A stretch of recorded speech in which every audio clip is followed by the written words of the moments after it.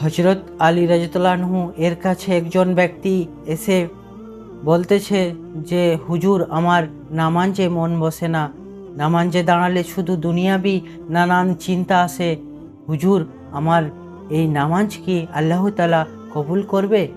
তখন হজরত আলী রাদিয়াল্লাহু আনহু বলেছে, না, তোমার নামাজ কবুল হবে না। তখন লোকটা মনে অনেক কষ্ট নিয়ে চলে যাইতেছেন। এমন সময় রসুল সাল্লাল্লাহু আলাইহি সাল্লাম এসে হজরত আলীকে জিজ্ঞেস করলেন, ইয়া আলী, আপনার কাছে লোকটা কেন এসেছিল? এসে দেখি মন খারাপ করে চলে গেল। কোনো কিছু হয়েছে কি? আমাকে বলুন। তখন আলী রাদিয়াল্লাহু আনহু বললেন, তিনি আমার কাছে জানতে এসেছে যে নামাজে দুনিয়াবি চিন্তা আসলে কি নামাজ হবে কি না। আমি বলেছি, না, তোমার নামাজ কবুল হবে না। রসুল সাল্লাল্লাহু আলাইহি সাল্লাম তখন বললেন, এ আলী, আপনাকে আমি একটা চাদর উপহার দিতে চাই, তবে একটা শর্ত আছে। আলী রাদিয়াল্লাহু আনহু খুশি হয়ে বললেন, ইয়া রাসূলুল্লাহ, কি শর্ত বলুন, আমি আপনার সকল শর্ত মেনে নেব। বুঝতে পারছেন তো রসুল সাল্লাল্লাহু আলাইহি সাল্লামের চাদর বলে কথা।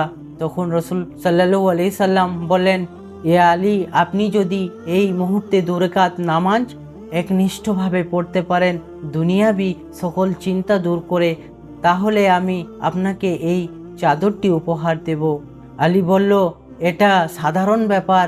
আলী তখন নামাজে দাঁড়িয়ে গেলেন আর তিনি নামাজ পড়তে শুরু করলেন।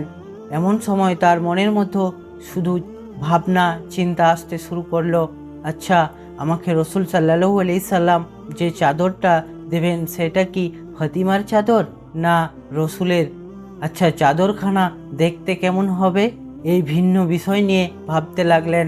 তিনি ভুলে গেছেন যে দুনিয়াবি চিন্তা নামাজে আনতে রসুল সাল্লাল্লাহু আলাইহি সাল্লাম নিষেধ করেছেন। এর মধ্যে আলীর নামাজ পড়া শেষ।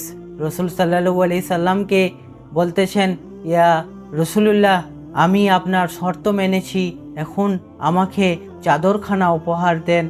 পরের পার্টের জন্য ভিডিওটাতে একটা লাইক, কমেন্ট এবং সাবস্ক্রাইব করে সঙ্গে থাকুন।